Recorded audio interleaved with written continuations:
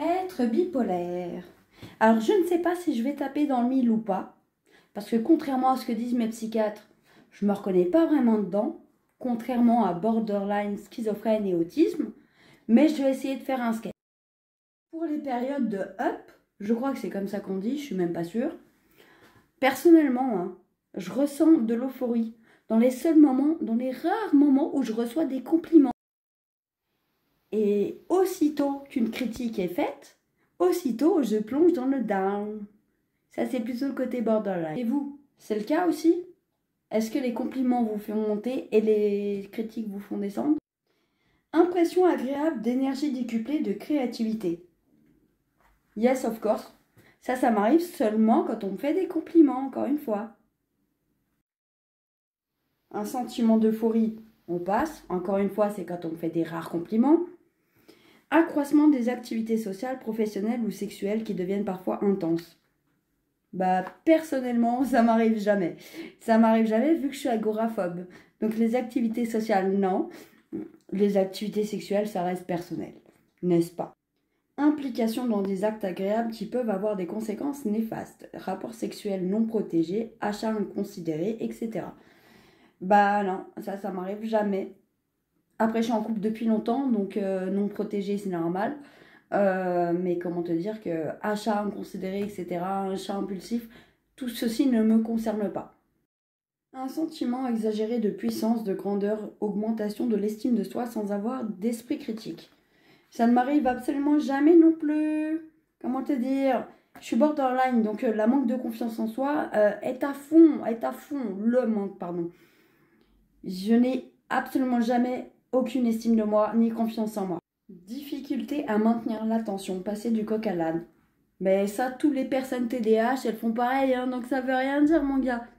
Ouais, finalement, je pense que ce sketch, c'est pas très comique, étant donné que je me reconnais pas dedans. Désolée hein, pour tous les bipolaires, désolée. Mais au moins, vous pourrez voir un petit peu les critères pour l'entourage, en tout cas. Une grande capacité à communiquer, créant un besoin de parler constamment, avec parfois un discours rapide que personne ne peut suivre.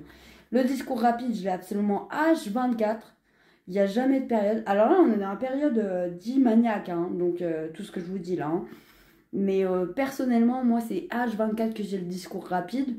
Et ça, vous pouvez le voir autant dans mes vidéos, dans toutes mes vidéos. On est d'accord. Hein. Bon, je suis pas sûre que ça soit vraiment un critère. Hein. Une réduction du temps de sommeil, insomnie. Ça, c'est pareil pour tous les troubles psychiatriques, je suis désolée, hein, schizophrénie, borderline, autisme, ça rentre aussi dedans, TDAH certainement aussi. Donc, ce n'est pas un critère non plus. Épisode dit dépressif, tristesse, sentiment de vide. Quand t'es borderline, t'as tout le temps le sentiment de vide, presque tout le temps en tout cas. Dépression aussi. Et comment te dire que justement, je reviens au début, dès que je reçois une critique dans la tronche, eh ben, le sentiment de vide et d'inutilité, je peux te jurer que ça revient à la surface. Et ça, je parle vraiment au nom de tous ceux qui pensent, parce que leur psychiatre leur a dit vous êtes bipolaire, c'est pour ça que je fais ce sketch aussi, vous n'êtes pas forcément bipolaire. Ça n'a rien à voir. Perte d'intérêt pour les activités quotidiennes, même les activités appréciées. Eh ben ouais, bah quand je reçois une critique dans la tronche, je fais plus rien de mes journées. Et je ne pense pas être là. Insomnie ou inverse, fatigue extrême. Les insomnies, c'est tout le temps chez moi. Tout le temps, pas par période. Perte d'appétit, perte de poids ou contraire. Eh ben, moi, j'ai pris du poids. Vous avez bien pu le voir dans mes vidéos. Mais c'est depuis que j'ai les régulateurs d'humeur et qu'on me prend pour une bipolaire. Donc, merci. En général, j'ai un poids stable. Je suis toujours restée à 49 kg. Hein. Je mesure 1m54, donc je suis pas très grande. 49 kg, ça allait bien. Et puis, dès que j'ai eu les régulateurs d'humeur, eh ben voilà, j'ai compris. Bon, bref. Passons outre. Difficulté à prendre des décisions, à se concentrer. Bah tiens, dans la partie schizophrène, on avait vu la même chose. Difficulté à prendre des décisions. Ou à se concentrer. Bon, bah ça, c'est un petit peu le côté TDAH que beaucoup de personnes qui ont des troubles psychiatriques ont. Les TDAH ne sont pas souvent diagnostiqués, pourtant ils existent, n'est-ce pas? Et puis, difficulté à prendre des décisions, c'est ce que je disais, c'est un peu dans tous les troubles psychiatriques, parce qu'on a une charge sensorielle, parce qu'on a plein d'éléments à prendre en compte, encore une fois. Sensation de vivre au ralenti ou à l'opposé, à toute vitesse. comment te dire, moi je vis ma vie au jour le jour, hein. Ni au ralenti, ni à toute vitesse. Bon, je sais pas si ça concerne grand monde. Sensation de nullité, une mésestime de soi. Ça c'est le côté borderline, désolé. Donc à mon avis, il n'y a pas forcément que des bipolaires dans les troubles psychiatriques. Parce que les psychiatres, ils aiment bien diagnostiquer des schizophrènes et des bipolaires. Mais borderline, c'est déjà un peu plus rare.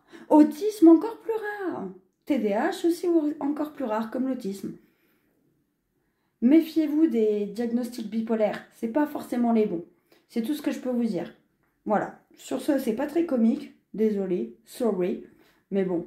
Au moins, je vous aurais parlé un petit peu des critères diagnostiques qui sont abordés pour le bipolaire. Donc ça, c'est mon livre, hein, je vous le rappelle, vous pouvez le commander sur Amazon. Et je vous fais des gros kisses les guerriers.